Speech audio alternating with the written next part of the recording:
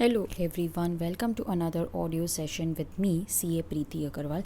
I hope you are enjoying these audio notes and आप इनको unlimited time सुन सकते हो. This will help you to remember the concept, the keywords, what is important for exam. उसका एक आपको idea आ जाएगा. YouTube पे भी हमारे काफ़ी videos available हैं, तो revision sessions are available and English में अवेलेबल हैं काफ़ी. जो आप इंग्लिश में सुनोगे, इंग्लिश में समझोगे, उसको लर्न करोगे, तभी जाके अच्छे से उसको लिख पाओगे. कॉम्बोज हमारे अवेलेबल हैं, the business law and the podcast combo, जहाँ पर हम बिज़नेस लॉ बुक के साथ साथ ऑडियो सेशन जब सुनते हैं, पॉडकास्ट सुनते हैं, तो वो ऑडियो और विजुअल दोनों का काम कर लेता है. कंपाइलर के साथ भी हमारा पॉडकास्ट है, जहाँ पर आपको क्वेश्चन आंसर्स जो हैं वो भी आपके कवर हो जाएंगे. तो थ्योरी, क्वेश्चन आंसर. तो स्टूडेंट्स, पॉडकास्ट जो हमारा है वो अच्छा खासा डिटेल में है, जहाँ पर हम ये भी बताते हैं कि सेक्शन नंबर्स कैसे याद रखने हैं. स्टोरी फॉर्मेट बूस्टर वीडियोज़ हैं, 10x बूस्टर वीडियोज़ है जो आपको 10 बार सुनने हैं और आपको सारे section numbers, head points, keywords हम याद करवा देंगे उन्हीं 15 घंटों में. तो जिन्होंने भी मेरा पॉडकास्ट लिया था लास्ट अटैम्प्ट में, उन सबको 72 से 77 मार्क्स तक आए थे. आई एम वेरी श्योर आपको भी आ सकते हैं. Podcast is available on my website capreetiagarwal.com. अच्छे खासे डिटेल में हमने सब कुछ कवर किया है.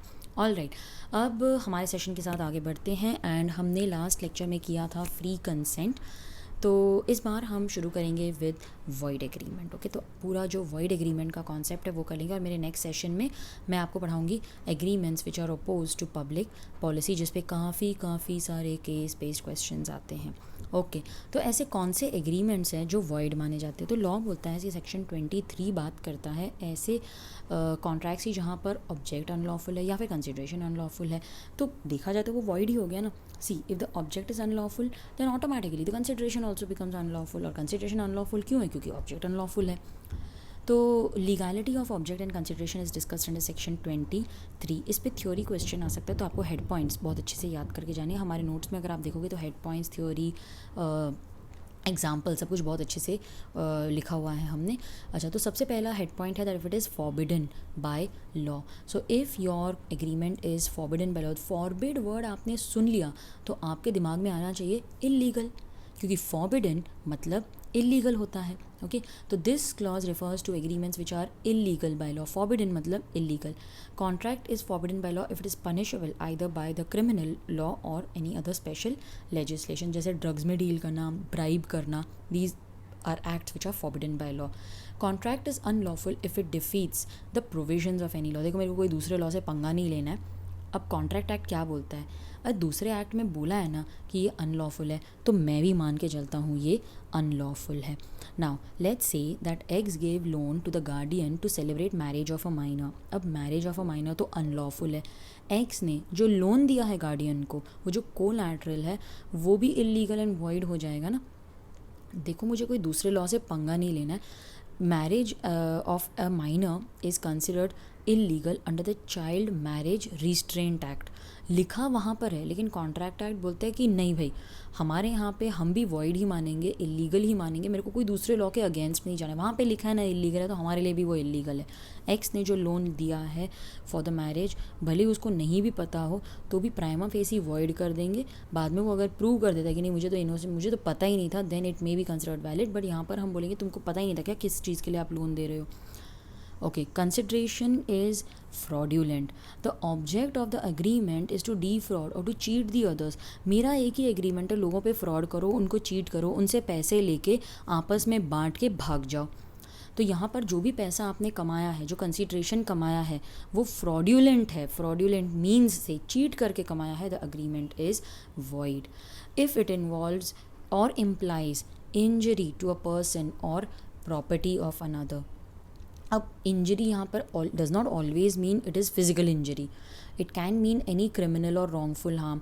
आपकी वजह से मुझे मॉनेटरी नुकसान हो गया है, तो वो भी यहाँ पर कवर्ड है.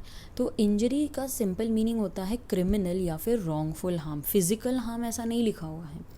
अब इसमें एक बहुत इंटरेस्टिंग एग्जाम्पल है जिस पे आपको केस बेस्ड क्वेश्चंस आ सकते हैं, तो चलो वो एग्जाम्पल भी डिस्कस कर लेते हैं.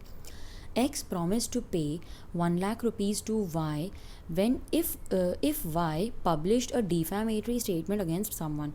तो Y एक एडिटर था, एक्स ने उससे कहा कि तू ये XYZ पर्सन के खिलाफ तू ना कुछ भी पब्लिश कर दे, झूठी झूठी इन्फॉर्मेशन, और मैं तेरे को 1 लाख रुपीज़ दूंगा। अब वाई ने वो इन्फॉर्मेशन पब्लिश कर दी। It was held that Y could not recover the amount because the agreement was void as it involve injury to the person or property. तो क्योंकि उसका गुडविल, रेपुटेशन अफेक्ट हो गया वो सामने वाली पार्टी का, इसीलिए आप कुछ भी क्लेम नहीं कर सकते, एग्रीमेंट वॉइड हो जाएगा। तो वाई ने अगर पब्लिश भी कर दी तो भी वो एक्स से कुछ क्लेम नहीं कर पाएगा। The agreement is not valid, the consideration is unlawful. The court regards it as immoral or opposed to public policy. See, public policy means society. Okay, public policy means society. The object or consideration is immoral or it is opposed to public policy, then the agreement is void. अगर मैंने कुछ ऐसा काम कर दिया जो immoral है, immoral मतलब क्या होता है, जो मेरे अपब्रिंगिंग के खिलाफ है, मेरे कल्चर के खिलाफ है, मेरी सोसाइटी के खिलाफ है। जैसे giving house on rent to a prostitute so that she could carry out her trade, आपने जानबूझ के दिया ये जानते हुए कि वो किस चीज़ के लिए यूज़ होने वाला है, then that rent agreement is void. लेकिन क्या हम उसको अपने घर से निकाल के घर वापस ले सकते हैं? घर तो रिकवर हो जाएगा लेकिन रेंट नहीं ले सकते because the agreement is immoral. It is oppose to the public policy. Oppose to public policy हम नेक्स्ट लेक्चर में भी पढ़ने वाले हैं कि ऐसे कौन से एग्रीमेंट्स हैं which are oppose to public policy. अच्छा, अब यहाँ पर मैंने एक मैरिड वूमन है उसको लोन दे दिया and she promise to divorce her husband and then marry, let's say A ने लोन दिया, ठीक है, ए ने लोन दिया 10 लाख रुपए का, डी को बोला कि तू अपनी शादी तोड़ दे, डिवोर्स कर ले, मेरे से शादी कर ले। In this case D agreed. Now C D, you can not promise to marry someone else while you are still married. अब तो डिवोर्स हुआ नहीं है और तुम पैसा ले रहे हो और ये बोल के कि हम डिवोर्स कर लेंगे और बाद में तुमसे शादी कर लूँगी, ये तो इमोरल हुआ ना। It is against good morals. How can you promise to marry someone else while you are still married? Agreement is void.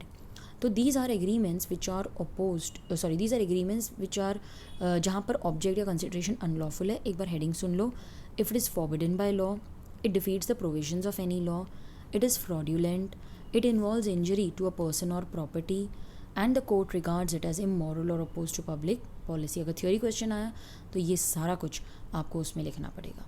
अच्छा, agreements oppose to public policy पे काफ़ी सारे केस बेस्ड क्वेश्चन आते हैं और थोड़े कंट्रोवर्शियल भी क्वेश्चन आते हैं जहाँ पर हमको लगता है यार ये करेक्ट भी हो सकता है, नहीं भी हो सकता है। वो सब हम अगले सेशन में पढ़ेंगे। लेकिन अभी सुनो, अभी हम क्या पढ़ने वाले हैं, we are going to discuss certain extra provisions also which were covered in this act. जैसे अनसर्टेन एग्रीमेंट्स हो गए, ठीक है। अनसर्टेन में हम क्या बोलते हैं, अनसर्टेन एग्रीमेंट्स वो होते हैं जहाँ पर मीनिंग इज़ नॉट सर्टेन। ये तो पहले भी पढ़ा था, it is one of the essential elements of a valid contract, meaning तो सर्टेन होना चाहिए। इसमें मैंने ऑयल का एग्जाम्पल लिया था।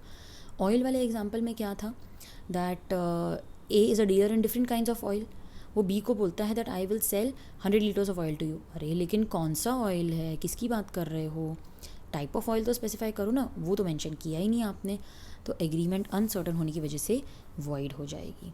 लेकिन मैं तो एक ही ऑयल में डील करती हूँ, जैसे कोकोनट ऑयल, मैं तो एक ही ऑयल में डील करती हूँ। तो क्या मुझे अभी भी ऑयल स्पेसिफाई करने की ज़रूरत है कि मैं कौन से ऑयल का कॉन्ट्रैक्ट कर रही हूँ? नहीं, वो केस में आपको स्पेसिफाई करने की ज़रूरत नहीं है, it is understood in that case. लेकिन मेरे जो टर्म्स हैं वो सर्टेन होने चाहिए। एक और बहुत ही इंपॉर्टेंट है for theory question, wagering agreement section 30। Wager मतलब क्या होता है? वेजर मतलब बेटिंग। क्या बेटिंग अलाउड है इंडिया में?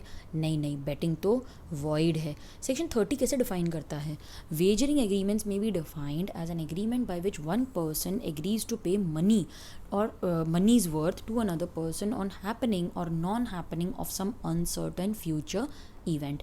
ये डेफिनेशन आपको याद करके जानिए क्योंकि डिफरेंस बिटवीन भी आता है वेजरिंग और इंश्योरेंस कॉन्ट्रैक्ट्स, या फिर वेजरिंग और कंटिंजेंट। ऐसे कंटिंजेंट और इंश्योरेंस पे आता है, वेजरिंग और कंटिंजेंट पे आता है, ठीक है। तो वेजरिंग और कंटिंजेंट पे हमको डिफरेंस बिटवीन आता है, तो उसके लिए तो मुझे पता होना ही चाहिए ना। तो वेजरिंग एग्रीमेंट की डेफिनेशन हमारे लिए इंपॉर्टेंट है, section 30। It is defined as an agreement whereby one person agrees to pay money or money is worth to another person on either happening or non happening of some uncertain future event. Wager का simple meaning होता है betting. Betting void होती है India में, लेकिन अगर ये betting Maharashtra या गुजरात में हो रही है तो वो इलीगल हो जाती है। भाई क्या फ़र्क पड़ता है इलीगल हो या वॉइड हो, है तो दोनों अनइन्फोर्सिएबल बाय लॉ ना। अरे फ़र्क पड़ता है ना कोलैटरल पे। अगर मेन एग्रीमेंट वॉइड है तो collateral may not be void, और अगर मेन एग्रीमेंट इलीगल है then the collateral is void तो फ़र्क पड़ता है भाई, वॉइड हो या इलीगल हो उसका कोलैटरल पे ज़रूर फ़र्क पड़ता है। अच्छा, there are transaction which are similar to wager, ये एग्ज़ाम में आता है। हाँ, जैसे लॉटरी हो गई, लॉटरी तो मतलब गैम्बलिंग के इंटेंशन से ही की जाती है, इसीलिए वो वेजर है, वॉइड है। अगर गवर्नमेंट ऑफ इंडिया की भी लॉटरी हो गई तो भी वो वॉइड होगा, it is similar to wager. Crossword puzzles, competitions जहाँ पर प्राइज़ का मनी ऑलरेडी डिटर्मिंड है और वहाँ पर लक से आपको मिलता है। जैसे उसने प्राइज़ कॉम्पिटिशन में या आप बोलो पजल्स में सॉल्यूशन ऑलरेडी अवेलेबल एडिटर के पास में, और वो सिर्फ पिक करता है 10 लोगों के एप्लीकेशन में से किसी एक को, भाई तेरे को रिवॉर्ड मिल गया, then that is considered as wager. Horse race transaction, इस पे केस बेस्ड क्वेश्चंस आते हैं, जहाँ पर प्राइज़ मनी 500 रुपये से कम है तो वो वेजर माना जाएगा, और अगर 500 रुपये से ज़्यादा है तो वो वेजर नहीं माना जाएगा। इसके पीछे का लॉजिक ये है कि जो कम प्राइस वाली बेट्स होती है वो गरीब लोग लगाते हैं, तो उनको हम लॉस नहीं करना चाहते, इसीलिए बोलते हैं कि अगर प्राइज़ मनी 500 रुपये से कम है तो वो वेजर है, अदरवाइज़ वो वेजर है, अदरवाइज़ ज़्यादा है तो नहीं है। स्पेक्यूलेटिव ट्रांजैक्शन, जहाँ पर मेरा एम सिर्फ और सिर्फ पैसे कमाना, जैसे शेयर मार्केट हो गया। देखो शेयर मार्केट में क्यों उसको हम स्पेक्यूलेटिव भले मानते हैं लेकिन उसको वैलिड क्यों कहते हैं, क्योंकि वहाँ पर डिलीवरी होती है शेयर्स की। वहाँ पर अगर आपने शेयर्स खरीद लिए तो आपके अकाउंट में क्रेडिट होते हैं ना, आपके अकाउंट में आता है ना डीमैट अकाउंट में, तो वहाँ पर वो डिलीवरी बेस्ड होता है। अगर डिलीवरी बेस्ड नहीं है, मेरा एम सिर्फ और सिर्फ प्रॉफिट कमाना है तो in that case then yes you can consider कि अगर मेरा एम सिर्फ प्रॉफिट कमाना है then the agreement is wager. Okay, transactions which are not treated as wager, जैसे चिट फंड हो गया। अब चिट फंड में क्या होता है ना कि हम छोटी छोटी चिट्स बनाते हैं, सब लोग पहले पैसे कंट्रीब्यूट करते हैं, ठीक है, पैसे कंट्रीब्यूट करते हैं, फिर चिट्स बनाते हैं, जिसका नाम आया उसको पूरे पैसे मिल जाएंगे। ये वेजर क्यों नहीं है? क्योंकि अरे भाई पैसे तो मिलेंगे ना मुझे वापस, आज नहीं तो कल मिलने ही वाले, जैसे किट्टी पार्टी होती है मम्मी की, पैसे तो मिलने वाले हैं, आज नहीं तो कल मिल जाएंगे, तो इसमें पैसे खोने का डर नहीं होता ना, इसीलिए वो वैलिड है। अच्छा, game of skill, intelligence, athletic competition, जैसे क्रॉसवर्ड पजल, पिक्चर पजल्स, ये सारे जहाँ पर प्राइज़ मनी 1000 रुपीज़ से कम है, okay, it does not exceed 1000 rupees, तो वो वेजर नहीं है। 1000 रुपीज़ से ज़्यादा है तो वेजर माना जाएगा। Contracts of insurance, speculative transaction, जहाँ पर मेरा इंटेंशन डिलीवरी है, इंश्योरेंस का कॉन्ट्रैक्ट, वहाँ पर थोड़ी ना बेटिंग हो रही है, वो तो कंटिजेंट होता है इनफैक्ट इंश्योरेंस के कॉन्ट्रैक्ट्स। स्पेक्यूलेटिव ट्रांजैक्शंस जहाँ पर डिलीवरी बेस्ड है तो वो वेजर नहीं है, और अगर सिर्फ प्राइस में खेलना मेरा एम है देन दैट इज़ वेजर।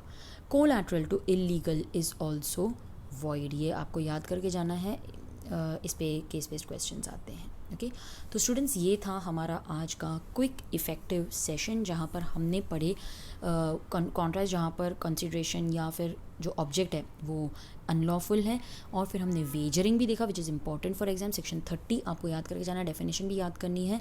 अगले सेशन में हम वो एग्रीमेंट्स करेंगे which are opposed to public policy, important for case based question. So I'll see you in my next audio session, but before that do subscribe to my channel and also visit my website capreetiagarwal.com.